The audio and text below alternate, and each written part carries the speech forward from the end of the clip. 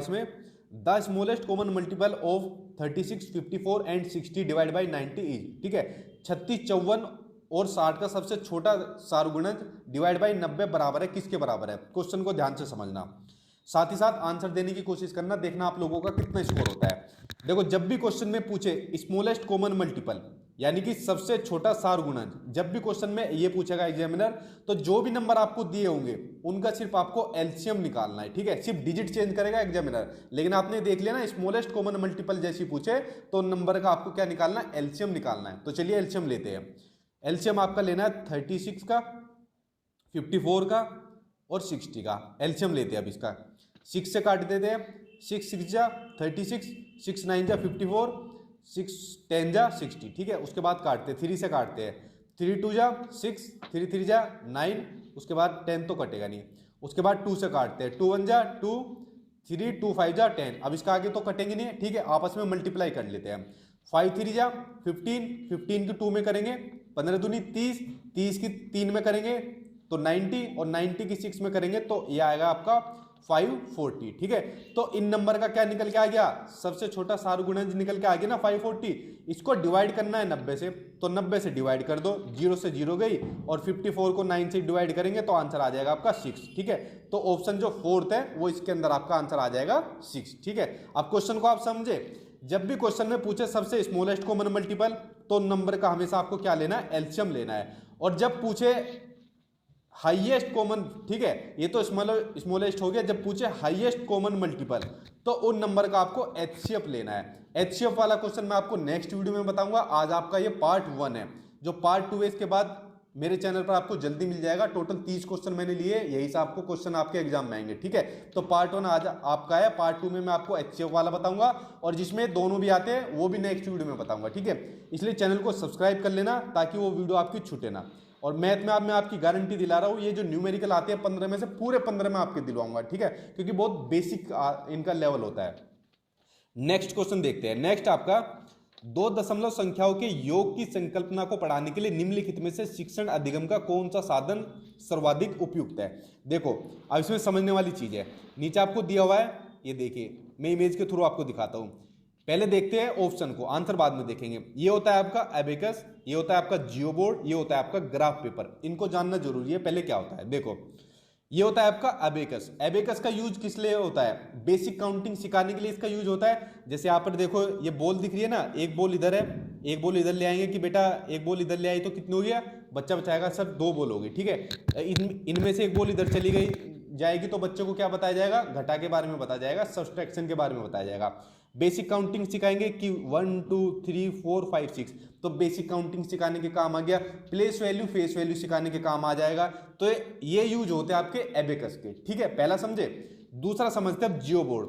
देखिए ये आपको कुछ फिगर्स दी हुई है, जैसे आपका स्क्वायर बना हुआ है, रेक्टेंगल बना हुआ है, तो बेसिकली जियो बोर्ड का यूज होता है बेसिक ज्योमेट्री सिखाने के काम आता है। किसके, बेसिक ज्योमेट्री सिखाने के काम आता है। लेकिन इसके अंदर याद रख लेना सिर्फ 2D शेप्स के बारे में बताया जाता है, ना कि 3D शेप्स के बारे में। 2D शेप्स कौन सी हो गया, आपका स्क्वायर हो गया, रेक्टेंगल हो गया, ठीक है, सर्कल हो गया, सिर्फ 2D शेप्स के बारे में बताया जाता है जियो बोर्ड के अंदर। जियो बोर्ड भी आपका कंप्लीट हो गया। नेक्स्ट बचा आपका कौन सा, ग्राफ पेपर। देखिए ग्राफ पेपर जहां भी आपको देखने को मिलेगा वहां पर आपको डेसिमल नंबर जरूर देखने को मिलेगा, ठीक है। और जहां डेसिमल नंबर देखने को मिलेगा वहां ग्राफ पेपर आपको जरूर देखने को मिलेगा। आंख बंद करके आंसर लगा देना, आपका हमेशा सही होगा। क्यों, देखो जैसे एग्जामिनर ने पूछा था कि योग की संकल्पना पढ़ानी है, ठीक है, ये एडिशन कंसेप्ट बताना है, एडिशन का डेसिमल नंबर की। तो देखो यहां पर मान लीजिए 0.1 ले दिया, डेसिमल नंबर ले दिया, प्लस 0.2 प्लस 0.3, तो ग्राफ पेपर पे पॉसिबल है ना, जो आपको ये सामने खाने दिख रहे हैं इसके अंदर पॉसिबल है प्लस करना भी माइनस करना। क्या इसके अंदर पॉसिबल हो पाएगा इन दोनों के अंदर, नहीं। डेसिमल नंबर का चाहे योग पूछे घटा पूछे वो सिर्फ ग्राफ पेपर ही पॉसिबल है, ठीक है। तो आंसर इसमें आपका क्या हो जाएगा, ग्राफ पेपर। इन सभी को समझ लेना, 1 नंबर का कंफर्म आता है, ठीक है। और देखिए एक एक क्वेश्चन के ऊपर वेरी वेरी इंपोर्टेंट लिख लेना, आपका पेपर यही से बनेगा। नेक्स्ट आपका क्वेश्चन 3 सही 1/4 किलोग्राम चीनी से 1/16 किलोग्राम चीनी के कितने पैकेट बनाए जा सकते हैं, ठीक है।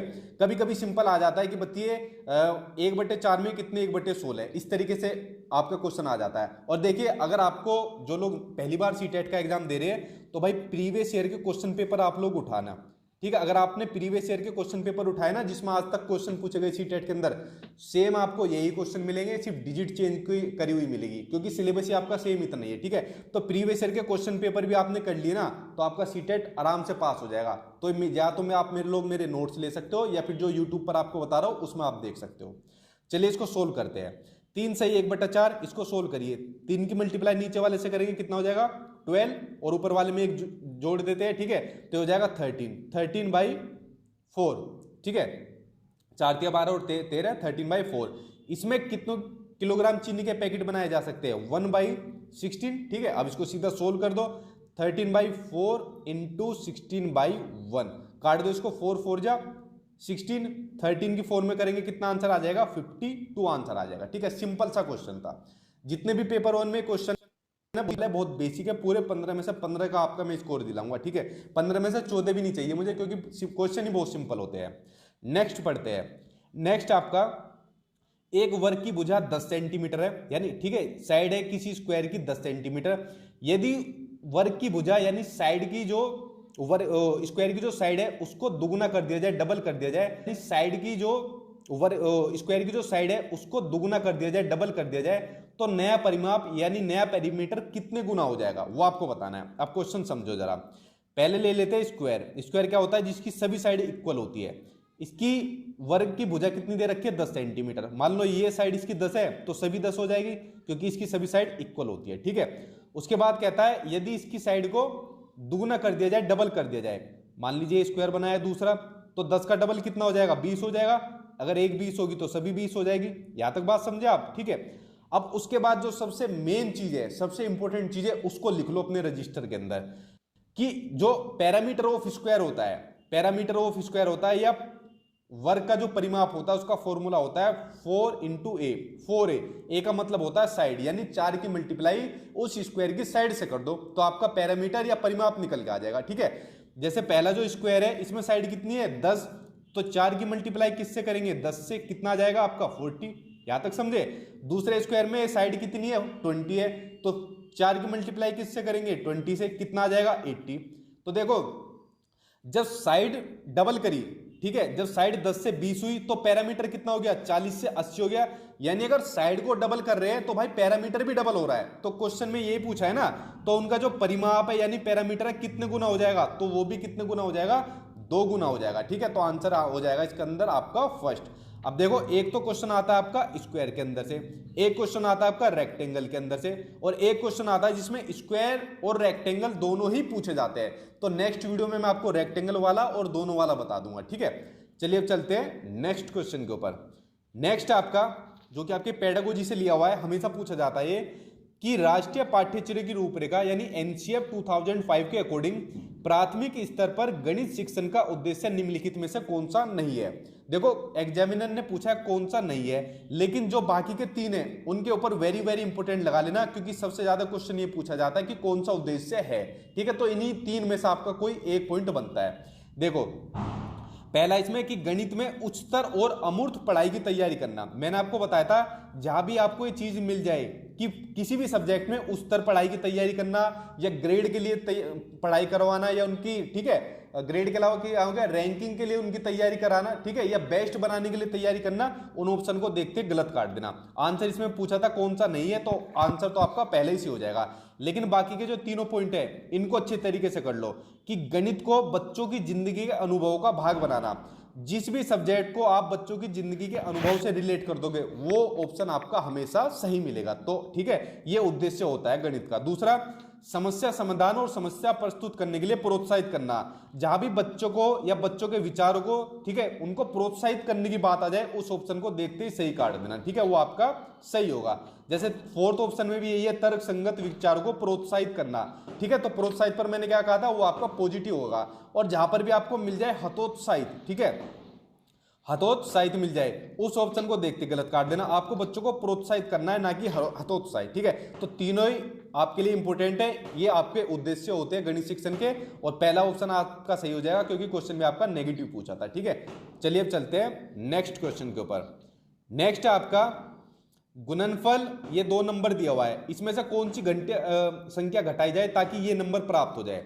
इस क्वेश्चन में कुछ नहीं आता, सिंपल 2 डिजिट पूछता है, देता है एग्जामिनर, और फिर पूछता है कौन सी संख्या घटाई जाए या फिर कौन सी संख्या जोड़ी जाए। सबसे ज्यादा यही पूछता है कौन सी संख्या घटाई जाए, ठीक है, कि हमें कोई फलाना ये संख्या प्राप्त हो जाए। अब देखो कुछ नहीं करना, सिंपल इसके अंदर ये आपका 1109 मल्टीप्लाई 505, इसमें से कौन सी संख्या घटाई जाए, कोई भी घटा लो, मान लो x घटा लेता हूं, ठीक है, और ताकि कौन सा नंबर प्राप्त हो जाए, ये 5,05,050, यही तो पूछा है ना।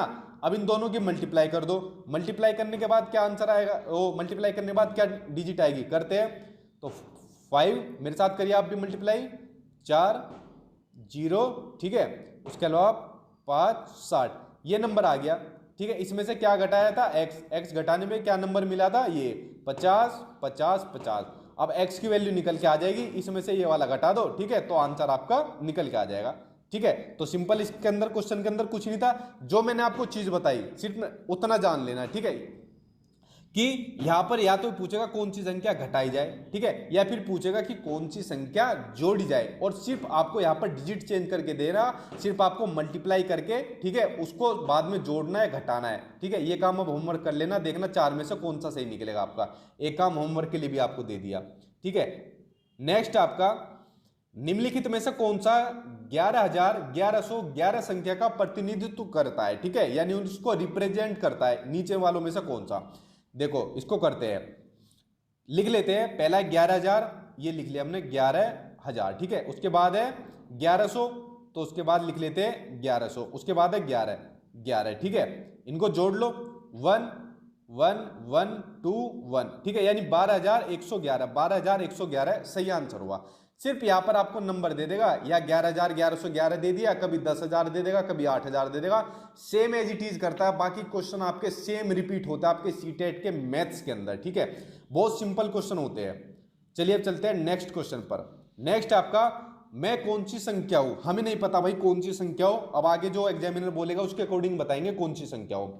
मैं 2 अंकों की सम संख्या हूं, 2 डिजिट इवन नंबर हूं मैं 3 4 6 का सार गुणज हूं, ठीक है, कॉमन मल्टीपल हूं 3 4 6 का, मेरे कुल 9 गुणनखंड है, बताओ मैं कौन सी संख्या हूं। नीचे 4 आपको संख्याएं दे देगा। देखो जब भी ऐसा क्वेश्चन आ जाए आपको हमेशा ऑप्शन से उसका आंसर सही करना है, ठीक है, इन क्वेश्चन में अपनी तरफ से ज्यादा सोल्व मत करना, क्योंकि वरना आपका टाइम ज्यादा लग जाएगा, और मैथ्स में सारा खेल टाइम का है। अगर आपने कम टाइम में ज्यादा स्कोर किया तभी आपका कोई एग्जाम क्रैक हो पाएगा, क्योंकि मैथ्स में जो आपकी जो मैटर करता है ना वो टाइम करता है, इसलिए कम टाइम में ज्यादा आंसर आपको सोल्व करने हैं। देखो ऑप्शन लेते हैं, 2 डिजिट इवन नंबर कौन सी है, 36 भी है, 48 भी है, 56 भी है, 24 भी है, क्योंकि सम संख्या कौन सी होती है, जो 2 से डिवाइड होती है, तो चारों ही 2 से डिवाइड हो रही है, तो पहली तो रिक्वायरमेंट फुलफिल कर रही है चारों ही ऑप्शन, ठीक है। उसके बाद बोलता है मैं 3 4 6 का कॉमन मल्टीपल हूं, तो इससे इसको डिवाइड कर लेते हैं, 36 3 से डिवाइड हो जाएगा, ठीक है, 12 3 36, 4 से भी हो जाएगा, 4 9 36, और 6 से भी हो जाएगा, 6 6 36, तो पहला भी हो गया, ठीक है। 48 को करते हैं, 48 भी हो जाएगा, 48 किससे होगा, 3 1 16 3 48, और 12 चौक 48, और 6 8 48, ये भी हो गया। तीसरा देखते हैं, 56 को 3 से करते हैं, 56 नहीं होगा भाई 3 से, ठीक है, तो ये ऑप्शन तो आपका गलत हो गया, ये ऑप्शन तो आपका कट गया इसके अंदर, ठीक है। बाकी के 2 ऑप्शन तो हो रहे हैं। चौथे वाला ऑप्शन देखते हैं। भाई जितने क्वेश्चन है ना इनको समझ लेना अच्छी तरीके से, ज्यादा किताबें पढ़ने की जरूरत नहीं है, ज्यादा यूट्यूब वीडियो देखने की जरूरत नहीं है, ये सिंपल से बहुत क्वेश्चन लग रहे होंगे, लेकिन आपके एग्जाम में पूछे भी यही जाते हैं, ठीक है, इसलिए इनको समझ लेना। 24 भी हो जाएगा, 3 से भी कटता है 24, 3 8 24, 4 6 24, 6 चौका 24, ठीक है। तो दूसरी जो रिक्वायरमेंट है वो फुलफिल कौन कर रहे हैं, पहला, दूसरा और चौथा। उसके बाद कहा है कि मेरे कुल 9 गुणनखंड है, तो देखते हैं कौन से नंबर के 9 गुणनखंड हो गए। पहले 36 का लेते हैं, 36 किस किस से डिवाइड हो रहा है, बताइए किस किस से 36 डिवाइड हो जाएगा। 1 से हो जाएगा, 2 से हो जाएगा, 3 से हो जाएगा, 4 से हो जाएगा, 5 से नहीं होगा 36 डिवाइड, 6 से हो जाएगा, 7 से नहीं होगा, 8 से नहीं होगा, 9 से हो जाएगा, 9 के बाद 12 से, 12 के बाद 18, और 18 के बाद 36। देखो 9 तो यही बन गए, ठीक है, 1 2 3 4 5 6 7 8 9, तो 9 फैक्टर आगे, तो आंसर आपका फर्स्ट सही हो जाएगा, ठीक है, तो आंसर फर्स्ट है। अब चलिए